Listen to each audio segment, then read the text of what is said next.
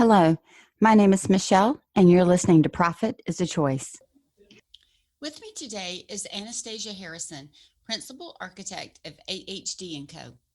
Through her extensive experience in complete home design, Anastasia has created a unique niche for her design firm, incorporating architecture and interior design together.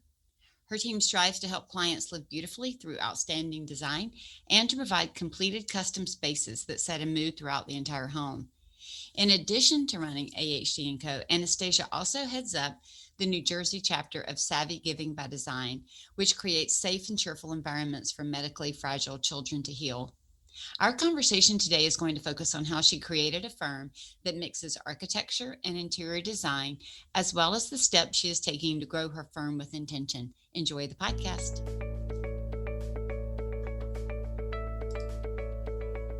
Every day, empowered entrepreneurs are taking ownership of their company financial health and enjoying the rewards of reduced stress and more creativity. With my background as a financial software developer, owner of multiple businesses in the interior design industry, educator, and speaker, I coach women in the interior design industry to increase their profits, regain ownership of their bottom line, and to have fun again in their business. Welcome to Profit is a Choice. Hey, Anastasia, welcome to the podcast. Thank you, Michele.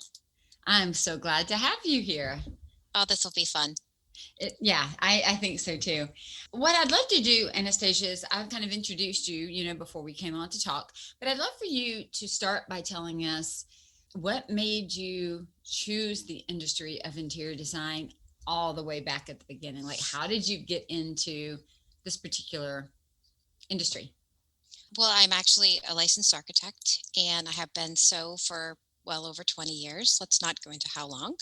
But about 8 or 9 years ago, I felt the need to focus on the interiors and really found that there was a lot of elements in architecture that people weren't following all the way through with. So that began the beginning of my firm, where we focused on all of the parts and pieces of architecture as they relate to how people live and use spaces from the inside out. Okay, so now my brain's firing because you know how that goes. Mm-hmm. You're like, okay. Yeah. So then tell me this. Let's take a step back again. What made you choose architecture? Because if that's the foundation that we're going to talk about with your business, what made you go into architecture? I'll tell you this story because I don't know, maybe there's a lot of kids out there that don't know what they're going to do. So I wanted to be a doctor my whole life. My dad got really sick when I was in high school and he passed away. And I just couldn't have the thought of being a doctor anymore after that.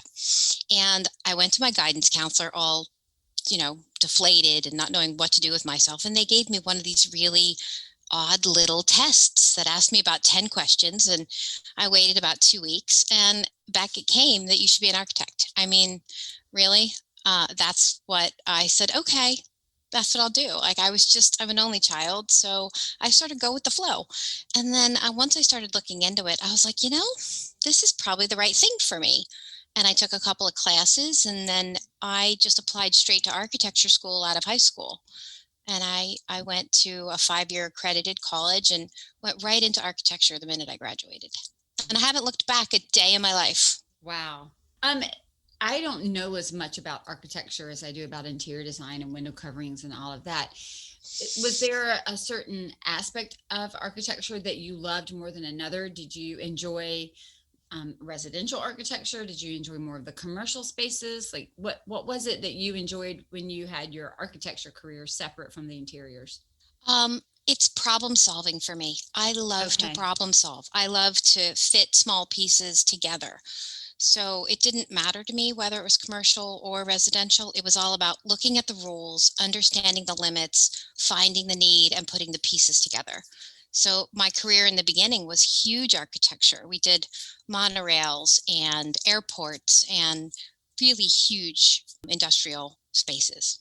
And then, I morphed into interiors just throughout my career because I've had like 3 careers, it seems, but they've all led to this. Wow. I can see that.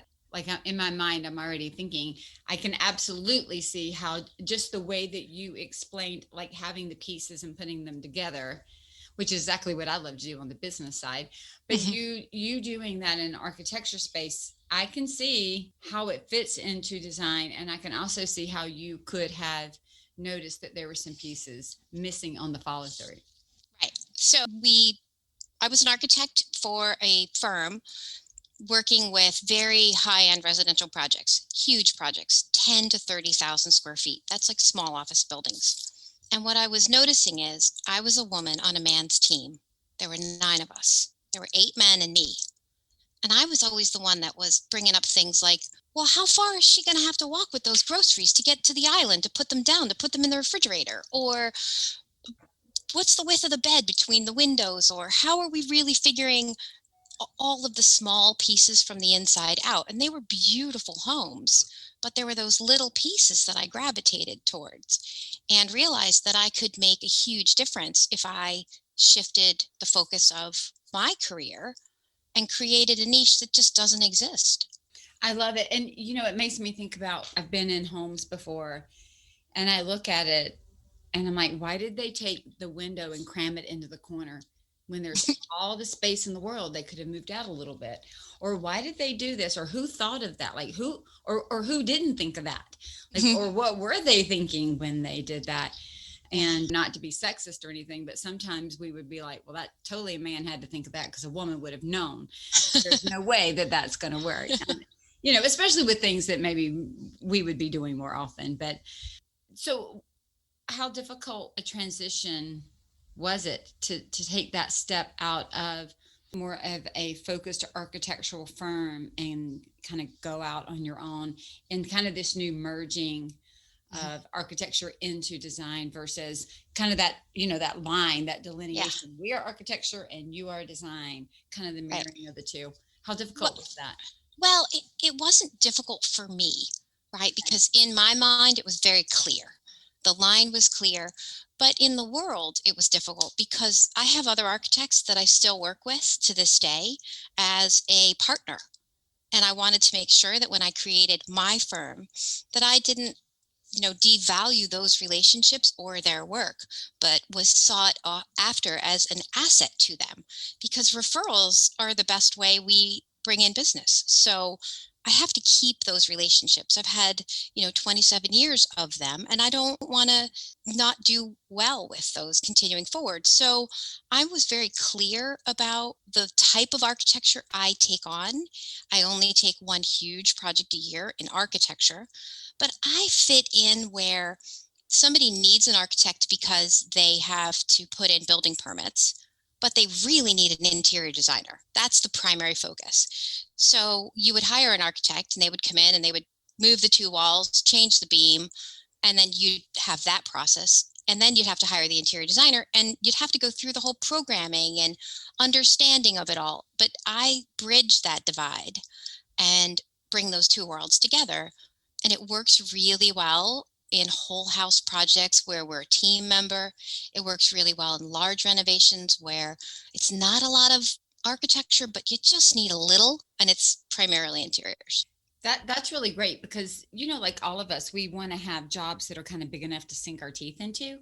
And for an architectural firm, those are the tiny little jobs that are almost like, I'm going to go out on a limb here. How do you fit that in? Like it's just one wall. It's not like you're going in to get the architecture for the entire space or the entire home. And so I can see where those are that I know from talking to designers, it's sometimes harder to find that architect that will come in and do the 1 or 2 little pieces and then step back out because they're wanting, they're wanting the whole big thing. And I get it. I have a designer that I work with that was doing a commercial project in a restaurant, and they just needed somebody to come in and do a small piece of that and permit it and do it. And they wouldn't do it, or they had a hard time finding that resource. And so I love that you thought about in advance, because architecture is super important. Like you said, we don't want to not only devalue the relationship, but devalue the work. You knew that because you had built a career on it for all those years and you wanted to carry that same value, but also you wanted to be able to keep those relationships, like you said, for the referral. So I bet that was some kind of separating Mm-hmm. This is what I'm willing to do. And if somebody calls me and they need everything else, and it's past your one project a year where you're willing to invest from the very beginning, everything that it takes to do, then do you go out, if people call you, that's where you then start collaborating with other architects and Yes. architectural firms for them to do those things? I mean, because that's a Yeah, whole business in and of itself without the interior design piece. it is. And it runs pretty deep, right? So we have to worry about how we message. We have to think about how we present ourselves, what we say on our website, in our social media, making sure that we give the accolades to the other partners that are part of the team. And it helps balance us as that design professional that's truly a team member. I think one of the important parts, especially when we're doing whole projects, those kind of projects that take 2 years, a year of planning and a year of building, we have to understand the lines, who's in charge of what, and be respectful of them and not sort of run all over the builder or the contractor or even the architect. And as the designers, we're the architect at heart, or I am. So I know those rules because I've had them broken for me. I've had designers sort of run all over a project and do stuff. And you're like, wait a minute, no. You can't just move that opening. It's not that simple. Or the reason that those windows are where they are in the room is for symmetry outside. So you want to move them inside. So let's talk about that, as opposed to sort of, steam rolling the whole project. And we don't do that. Because of the lessons learned in my previous life. That's the way I've trained my team. Because you've been on the other side, so you know Yeah. what it's like. Yeah. And I think sometimes that's a good reminder too, Anastasia, just in general. Sometimes it's really good to be on the side of the one being served instead of the side of the one serving, and to be able to go back and forth. I know when I've done design projects in my own home and had to be displaced because we were like painting our whole downstairs, and I was telling somebody the other day, we had dinner and lunch and breakfast for like a week in the floor of the master bedroom because that was a room they weren't painting, and everything else was plasticed off. You couldn't get to anything. And it was quite humbling to remember how it felt to be on that side of the project instead of on the planning, organizing, doing side of the project. Sure. I think that mindset that you brought into this, you're part of my Designers Inner Circle. And one of the things we talk about is doing things with intention. And I love that when you built the business, you build it with an intention of here's kind of the middle that we're going to serve, because I've been on this side and I've been on that side. And I know that this is kind of where, let's say it's kind of like where the handoff can get dropped, or this is where it can get messy. And that's the place that you want to play and want to be in and want to serve. Right. Right. And, it's also about creating that beautiful space for the client, right? And designers have an ability to take nothing and make the most gorgeous something. And it's all about that beautiful picture at the end. But there's a process that's involved. In interior design, I've also found that sometimes there's not a linear process. It's sort of circular. So my talents as an architect and my training was very linear. As an architect, you do schematic design, then you develop the design, then you do your construction documents, then it's all built from parts and pieces, and there's a very linear approach. So I've taken that linear approach to interiors and said, okay, how do we stop this chasing our tail circle, process that happens in interiors so often, where you've got that client that just can't make it their decision. They don't know what they want. They've thrown you over the edge and you're just now pulling other things, because that's the worst place to be, right? Where you're not in control. So in architecture, it's a fixed fee, it's a defined scope of work, and you get a deliverable at the end. In interiors, and everybody's clear on the deliverable. Yeah. And in interiors, it's just not like that, right? Like, it's like, I want a beautiful room. Well, what does that mean? So we define the interiors in words in our contracts. And this isn't something we figured out in a month or even a year. It's taken, the 8+ years that I've been in business to really put the plan and the pieces in place. And as you know, from my inner circle work, it's not always rainbows and butterflies. Right. But You learn. It makes me think of too is, okay, so if we think of interior design as, and I come from, software development, which is very linear as well. Like, however, to that point, and even within architecture, with any of it, we do an iterative or a circular and linear together. The challenge on the design in some cases is there's not enough linear to keep moving the project, so that we spin and spin and spin and spin and spin. But even when we take a linear approach to design, we still have circular work and iterative work, but we've narrowed it down into a space so that when we come out of that decision, that's a mouthful.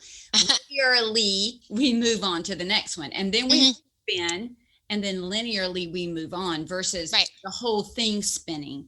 Which leads to that out of control feeling, and knowing where, for example, even in architecture, if you get all the way to the end and you change everything on the inside, you have to go back to the beginning. And in design, the same thing happens. And often I've seen clients get all the way down, and the client hadn't been managed, or the client was just kind of off their rocker, and they came up at the very end and changed everything without an understanding of what that meant. Like your point, I want it to be beautiful. Well, let's define beautiful. I used to always say, well, I want something kind of funky cool in this space. And I would say, okay, but what is funky cool to you? Because we could have completely different ideas of what that means. So you got to give me more to work with. I like rules. Like, I need rules. As an architect, you grow up with building code, zoning code, so many rules, right? So, but the rules define us, and the rules help you navigate the design.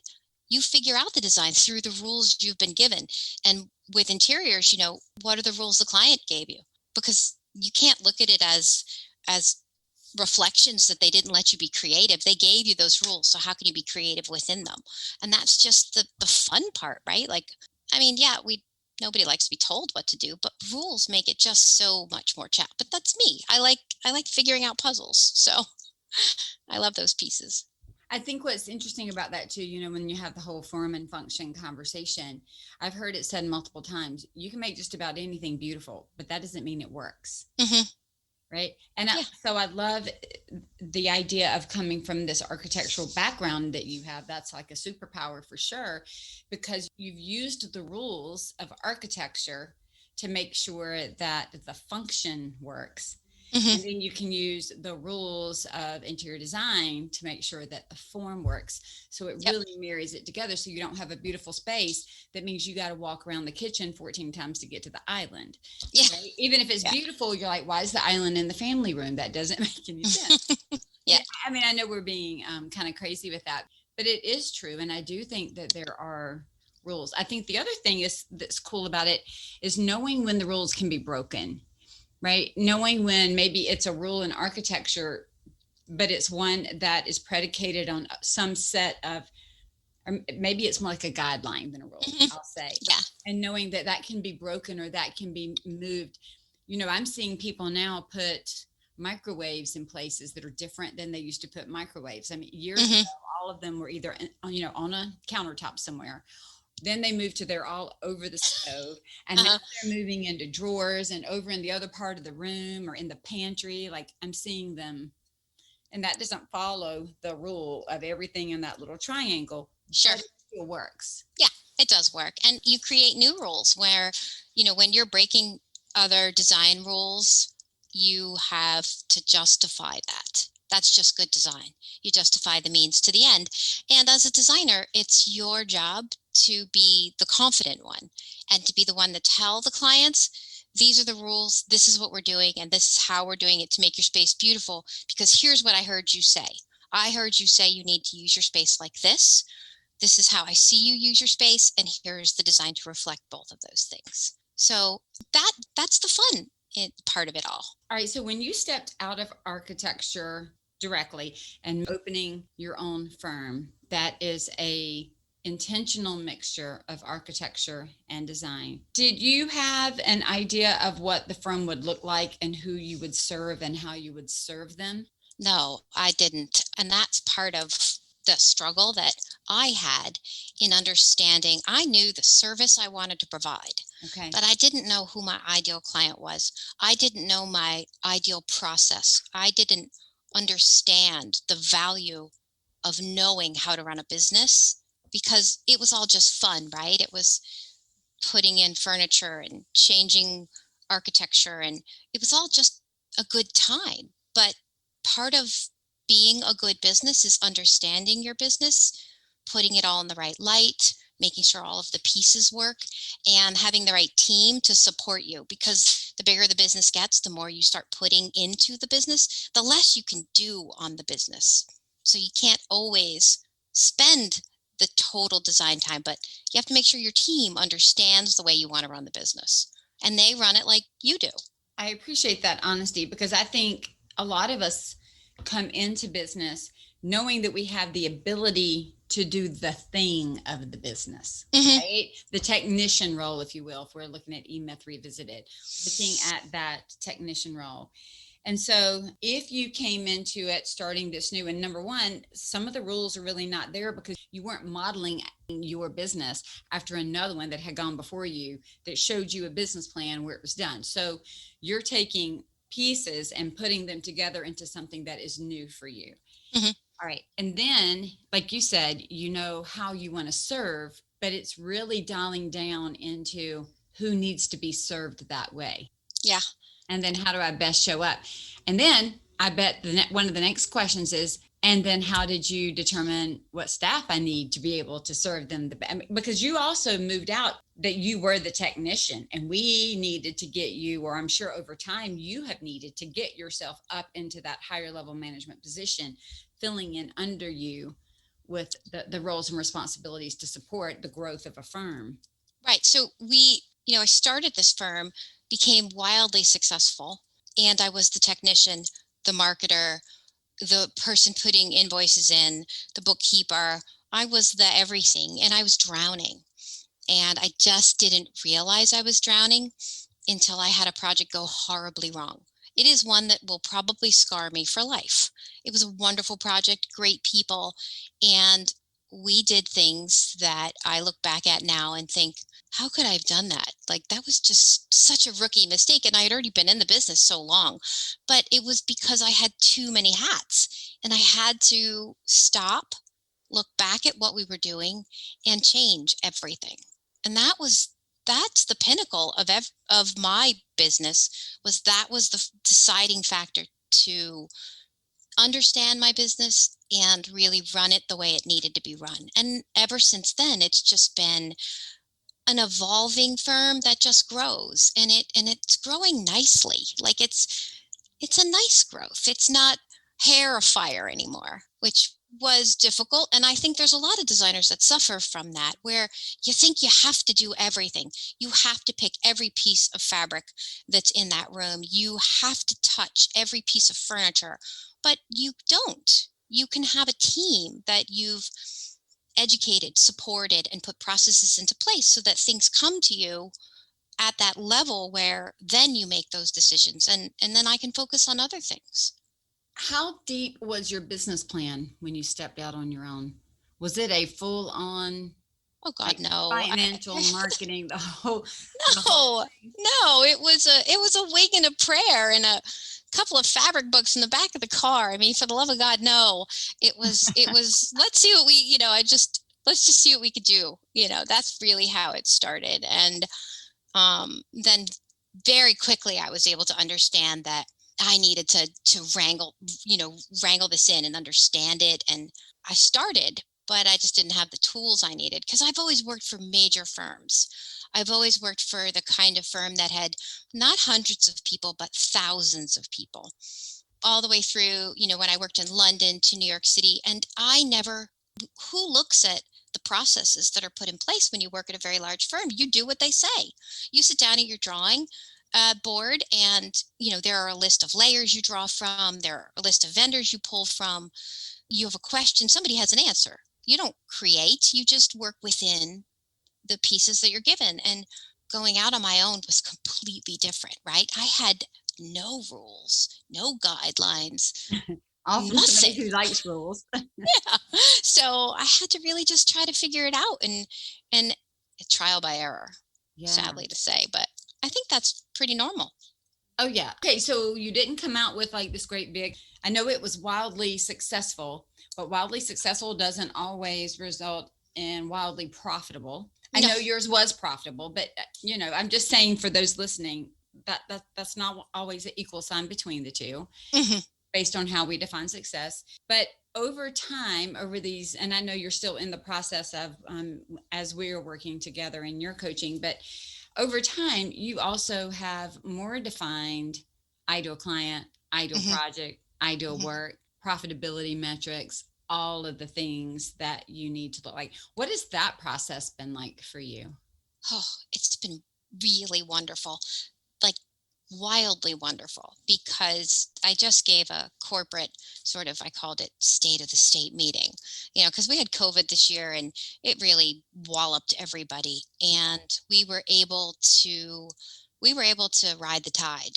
Thank God. Who knows what the next wave is going to give us, but I put together with a lot of help from the last year. What's the state of the company? Where are we? What's our gross profit margin? Who are our vendors? How do we make money? And I presented that to my team. I presented it to them in a fashion that was really simple and beautiful pictures. Of course, it has to be with our, design, but it got them all thinking about how we do business. Now, we're 6 people. That's a pretty big team, but everybody has a role in that bottom line gross profit margin. You're looking at that gross profit margin and everybody's responsible for it. It's not just me. Where before I thought that all was my doing, and I would have to pay people to do different pieces of this job without giving them that responsibility to be part of that success. So in giving them the information and the metrics, they now understand and are thinking about things. So we have one person that does procurement. All she does is procurement. But now she understands the business model, the growth projections, and where we want to be. She's already looking at our vendors and saying, okay, well, we bought this much from this one this year. We need to buy X amount to get to this level, which will save us approximately this much money for next year. Like, I need critical thinking skills, and you need that all the way through your business. You need it in your bookkeeper, procurement, but even designers need to think about it too, because Right. I don't want to say we're going to just buy one brand because we need to make our minimums. That's not it at all. The design has to be primary, but we also have to be cognizant that the business has to run at a certain profit level. So maybe there are 3 lines that I would like you to focus on because we need to bring up those minimums this year. Well, what are they? Do they have anything that you're looking for? If not, fine, go somewhere else. But start there. But start there. Right. I looked at your state of the state. It was so nice to see that, and I was so excited for you. And one of the things that we talk about often is making certain that our teammates, employees, whoever is working with you, your firm, making sure they understand how their roles and responsibilities fit into the business. Yeah.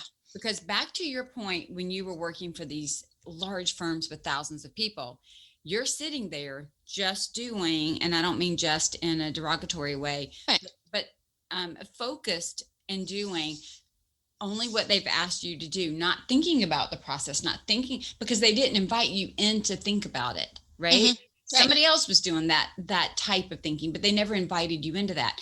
Therefore, when you go out on your own to start your business, you didn't even know what to think about in those cases because you had not been given a chance to do it. Mm-hmm. And so one of the things we always talk about is, we want to make certain that we reward the attitudes and the work that we want to continue. And so when you have employees that are doing this critical thinking in a right way for the business within the parameters, I'm going to say air quote rules of the company, here's our gross profit margin, here's where we're going to be, here's what the net profit margin should look like, here's what we're trying to work within. When you're having those conversations, they now start to see how what they do creates the impact, how leaving the lights on could create an impact in the net profit of the company. Mm-hmm. How, past gross profit all the way down at the end. Maybe going out to run errands 4 times a week is going to cost us more in time. What if I were to put it all together and do it all within 2 hours on one day? I mean, Right. they start to think priority, and they start to think about time as a currency and money as a currency. And if I can save the company here or be more efficient here or more effective here, then we can do that. So then what it does is it excites them. I know that your team was excited because you sent me a note and told me they were, but they get excited because now they feel like they had a hand in reaching the goal. Whereas before it's Anastasia's goal. Right. And they're over here just doing what I'm told. You've now invited them into that entire process. And you've been working on this, I know, for the last year, because we've been working together, but you've been working on inviting them in. What do you think? What do you feel? Here's where we're going. Here's what we're doing. And so now they see it as much their dream as your dream. Yeah. And it's changed everything in the office. Everybody has a very defined role that they help to create. We meet personally for a check-in, for a coffee, or just a quick bite to eat once a month together as just employer, employee. And it's sort of no rules. Say whatever is on your mind. If I did something you didn't like, or if you did something I didn't like, and then there's no grudges. There's nothing negative that comes out of that. It's all positive. And I want to help them grow, right? Right. I don't want to own this company all by myself and have some business on an ivory tower. It's all about having a good time together, creating beautiful spaces, and having happy team. If I don't have that, then it's just miserable. It is miserable. So I know that that's something that you implemented within the last few months, the one-on-one with each employee. And I love how we talked about doing it in a very general way, not making it, it's not like you're doing the yearly performance, that whole performance thing. But I'm also interested in how, if you've tried doing your office space is a little more open, so you probably can't do a real one-on-one without other people around.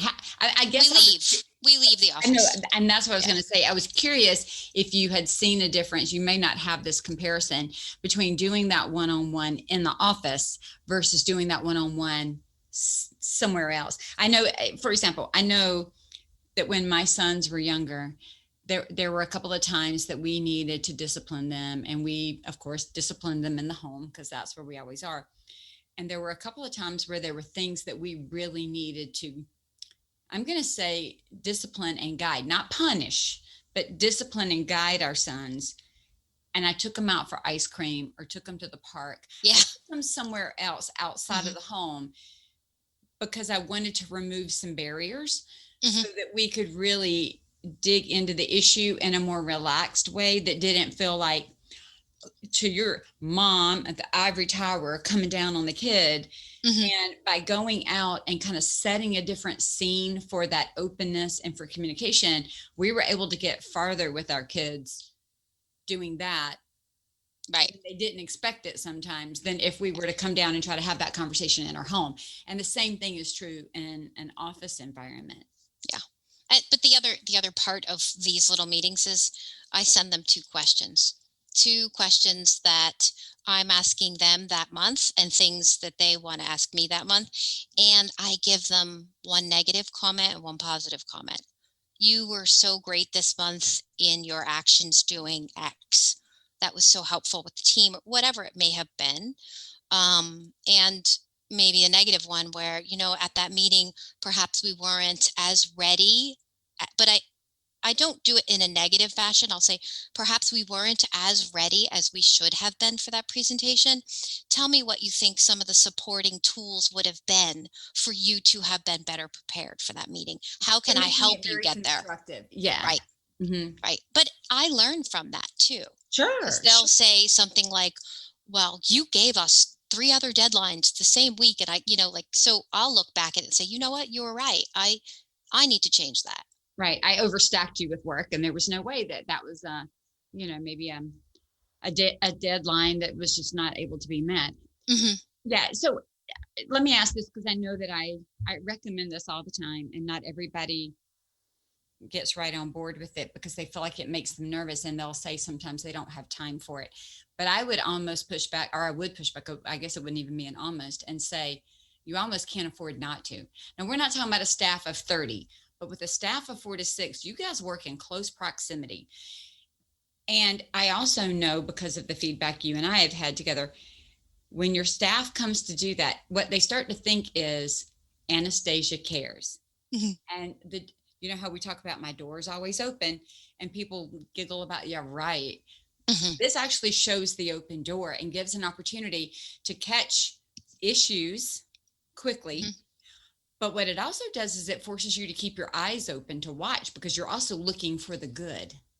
Right. So just sort of going back to the beginning of our conversation, in architecture, through architecture school, you had these things called design crits, and you would have to, maybe they have them in interior design school, I'm not sure, but you would work your damnedest. You would work all night, you'd draw, you'd color, or you'd be on the computer, and the next morning you'd stand there like a zombie and present your design. And there were people who would openly critique your work, tell you what you could have done better. And it's extremely painful because you're sort of standing there, but it's extremely enlightening too, because from a different perspective, if you're willing to take in that information someone's giving you the time and sharing it with you, then you can grow as an employee or as a person. So that has always been something that was really fundamental from my training, like in college, and something that I've really I don't think I've ever had the company where we didn't have reviews or times where we talked to each other just openly about how we can be better. I also love the method that you use, because so we know that they have the 2 questions of things you're working on, and we also know you have the positive and negative, but just kind of that free form conversation around a cup of coffee allows even just for you to get a glimpse into their life that might be a little bit different than what they would get in the workspace. Maybe there's just something they want to talk about, that's just been on their heart, or perhaps they have a suggestion or an idea for something else that they see. They now really feel like they have the freedom to raise that. It may be one of the 2 questions for the next month of the next one that you're looking at. Right.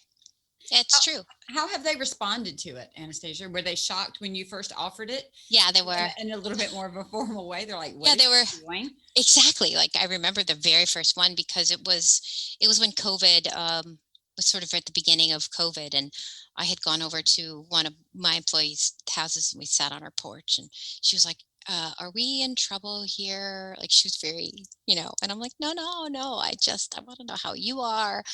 The world's crazy right now, and I just want to touch base with everybody. And, and it was also a time when we didn't know what the next 3 months was going to give us. We didn't know if we'd be open today or not. And it was just a really wonderful, we both got such a wonderful experience from it. I'm like, I got to do this every month with every employee.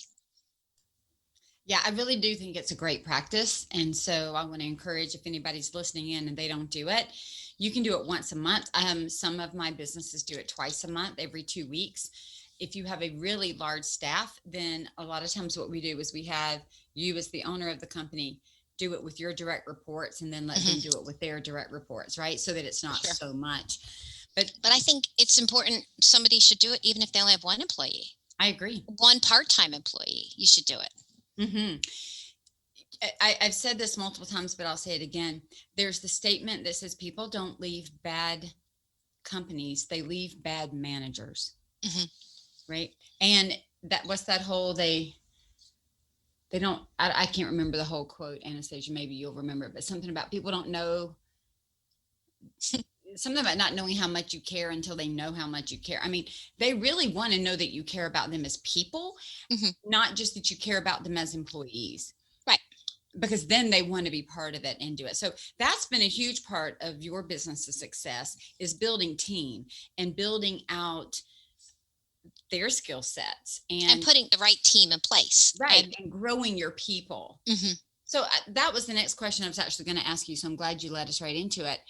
Given that your firm kind of rides a little bit down the middle between the architecture and the design in some areas, not in all, but you do have that little specialty. Has it made some of your hiring decisions different?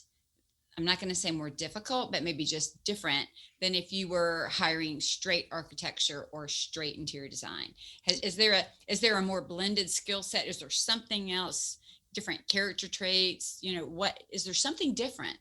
Yeah, yes. I think at first, when I was pulling this business together, maybe 3 or 4 years ago, when it was sort of really moving and I had a plan, when I developed that plan about 4 years ago, I didn't have the definition of who that person was or those employees. I had the employees I had, and we had the skill sets we had. Looking back at that, I can see that was probably a mistake. I should have understood the skill sets I needed, but I didn't know what I didn't know. And you and I've discussed this before. You got to walk before you crawl. So I had to figure out what I needed first in order to go out and get the right employees. So I had to find somebody that had a similar skill set to me to really be a senior designer, somebody that had that architecture experience, has the understanding that the world is bigger than sofas and paint, and that there are connective pieces and design elements questions that you ask that are just greater than the immediate need. And interior design, sometimes it's just about the immediate need. Like, I need a new sofa. And that's an easy answer, but those aren't really the projects that we do well at. We do well at whole home projects. So there's a lot more that goes into that. So the skill set, we had to break it down, and I did that with you and really understood what's the ideal employee look like. And then I thought we put some ads out there and we were going to get exactly what we needed. And the world showed us that we needed something different. And so all the planning in the world sometimes doesn't give you what you need, but the world does. And it's all worked out wonderfully because since we knew what we needed, we were able to evaluate the skill set. Do they have drafting skills? Do they have 3D skills? Do they have computer skills? And then, more importantly, do they have great verbal communication skills? Do they have project management skills? Are they organized? Are they one of the things that I always look for in employees is, are they forward thinkers? Can someone think forward?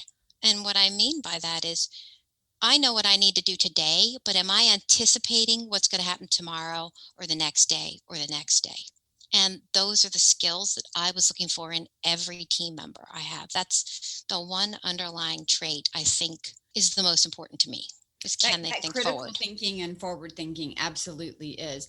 I remember when we first started working together, one of our first exercises was I drew up on the whiteboard that I usually coach with behind me. Mm-hmm. I drew up the organization that you had.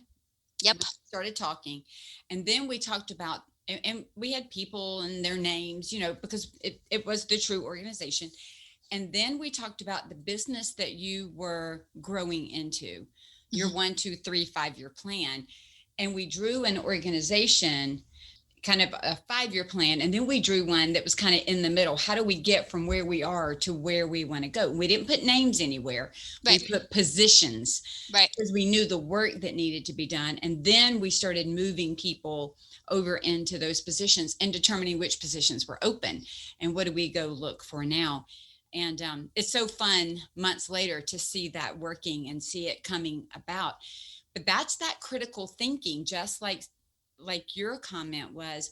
Sometimes it's about solving a need in front of you. I need a sofa. Sometimes it's about designing the whole house. Mm-hmm. And when you came to me, it wasn't like, I need this one thing. It was, let's design the next 3 to 5 years mm-hmm. of where we're going. So it's the parallels are still there. It's that forward thinking, critical thinking piece that we have to do in our business the same way we do it for our clients. I mean, you're doing that same way of thinking, that same process, if you will, for your clients on a daily basis. And we have to give ourselves space to step back and allow us to use that genius to think about our business the same way. Yeah. Yeah. And it's nothing's quick, right? Nothing is in a week. I bought into a couple of silly little systems where I would buy into a system and I'd be like, okay, this is it. This is how we're going to do it. This is Solve the all answer. our I'm going to problems. solve every problem. And you're going to do it like this and you're going to do it like that. And it just doesn't work. There's no elevator ride to the top. No, there's just not a, if it were that, as my husband says, if it were that easy, everybody would do it. Sure. It's just not that easy. No. But I will say this, and this is something that I think you and your team have had to weather, as have, I think, all of us during this past year. And that is being as committed to the journey as we are to the outcome. Mhm.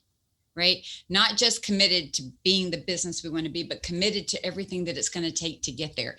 Committed to having the once a month coffees with you. Committed to critically thinking about how my job fits in. Committed to critically thinking about how can we save money? How can we put money aside? What happens if COVID restrikes or anything else that would cause us to have a delay in work? What does that look like? How do we solve it? And I have seen a lot of that growth with your team. Mhm. You know, due to you and what you've done to invite them into that. But, you know, you made the comment a minute ago and it made me think, sometimes when we first start our companies, we think we have to be the one to do all those pieces and parts, whether it's run the business, choose the sofa, choose the paint, move the beam, in your case, whatever it may be. Yeah. And as the business, and we can do that. The business is going to remain small because there's only so much capacity that we have to do all of those things well, right? Mhm. And as the business gets larger and larger and larger, it's really realizing that that it's not about Anastasia, it's about the firm. Right. And you know, when I'm a Fix This Next coach, and when we talk about legacy, you know, we start with sales and then profitability and then order and then impact and legacy. When we talk about the legacy of what you're building, it's about, I want to work with AHD Co, not I want to work with Anastasia. Right. And you have worked really hard over this last, I know it's been more than just the time you and I've been together, but certainly over the time that we've worked intensely together to figure out how do we keep moving you up, out of some of those tiny little things, and then training correctly, you or the staff under you training below them, so that you have the support, so that then the impact actually is larger than what you could ever have had by yourself. Sure. And it's the key part is training me. I know. Training me to just pull back and allow the team to do the things that they're good at. I used to run every financial report myself. I used to pull all the numbers. I used to look at my individual accounts, negotiate with the reps, meet every client at every design meeting. I don't need to be there now. And the more I stay away and I stay involved, but the more I let the team do the work, the stronger their work is. And the more you get to step away. Yeah, and then I can grow it. I grow it another way. That's right, and build other things and do other things. So it's a growth process for you, and it's a growth process for the team. And I think you're doing a really, really great job of it. Let me ask you this: what are some of your big goals for your company in the next 3 to 5 years? Oh, 3 to 5 years. We met our goal this year, which I never thought we would. And, you know, we have a building that's only 650 square feet. And one of my goals in 3 years is to put an expansion on this building and put a storefront in the front and have bigger offices in the back. Because as we look at our business model, it's nice to say, oh, I'd like to have a business that's, I don't know, $2 million, $3 million, $4 million, whatever it is. But you have to understand the impact of staff when you say, I want a company that's this big. And how many people does it take you to get those dreams, goals, and desires? So when I look at that, I know I can't run a business the size that I'm looking to go in 3 years in this space. In 650 square feet. Yeah. So I have to figure out, how do I how do I make savings? How do I position myself? And how do we make those transitions? And my goal is to put an addition on this building. And then in 5 years, it's to have a second location. So, I'm putting all those micro steps into play, and we're saving money every month in order to let that really happen. And for the first time, I think I know where we're headed, as opposed to wondering. Right? Yeah. My entire business, owning my own business, I have wandered to new places and not known how I've gotten there. Looking back was always the way I figured it out, right? Like following a trail of breadcrumbs, as opposed to following a map. And right now I'm following a map, and it's just easier and it's so much more fun. Well, I love helping you create the map, because that's the way I like to work. And I've done it the other way too, but my thought was always, if I had to look back and see breadcrumbs, if I couldn't see the breadcrumbs, then I was always hoping I could recreate it, instead of knowing that I could recreate it, or knowing what steps I took that worked and which ones didn't. Right. And the confidence that you get when you know your process, you know how long it's going to take you to get a great result. You can go into those indecisive clients and you could say, I'm sorry, that schedule doesn't meet my requests and my demands, and this is how you would have to work with me. So from the beginning, I've changed the conversation, I've changed the story, and I'm no longer at their demands. We're working more as an equal partnership. And that really is what gives the client the best outcome, and your team the best outcome as well. Mm-hmm. Again, you're mixing all the things and coming out right there with a good thing. Yeah. So, Anastasia, tell everybody where they can find you. What's your website? Where are you hanging out online? So you can follow us at Everybody Makes Fun, because they, my initials, it's Anastasia Harrison, and then Design D. So it's AHD and Co. So don't mix that up with ADHD, but ahdnco.com is our website, and Instagram, Facebook, it's all the same handle, AHD and Co. Perfect. And I'll have all that in the show notes so that everybody can see it. Great. Thank you so much for taking the time to explain how you have taken the love of architecture and the love of design and pulled them together so that you could actually serve your clients in a deeper way than if you were, simply staying on one aisle or the other, and right. really creating a team effort there. So I really appreciate the conversation today. Thank you, Michele. Thank you. Have a good one. Thanks. Thanks, Anastasia, for sharing today. I love how she mentioned that growing a business is a process, and each step moves you further down the line. She's now working with a map forward, as she described it, instead of following a breadcrumb trail looking backwards. Maybe you need help with creating the map forward for your business. If so, I would love to help you do that. You can learn more at scarletthreadconsulting.com. Let's get on a call and move you forward so you can enjoy the process more. I love creating profitable businesses, and it certainly doesn't happen by accident.